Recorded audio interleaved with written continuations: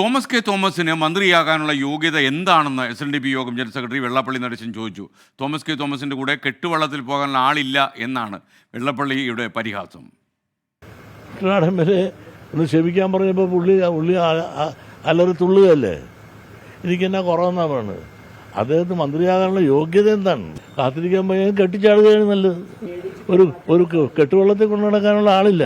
ഒരു ഐക്യമുന്നണിയുടെ ഭാഗമെന്നത് ജയിച്ചു എന്നുള്ളതല്ലാതെ ചേട്ടൻ്റെ കെയർ ഓഫിൽ ചേട്ടൻ്റെ മണമരത്തിൽ അനിയൻ കൂടെ കയറി വന്നു. ചേട്ടൻ്റെ അനകാല ഭരണം കൊണ്ട് പുള്ളിക്ക് അവസരം കിട്ടിയെന്നുള്ളതല്ലാതെ പുള്ളിയുടെ എന്നാ ക്വാളിറ്റി?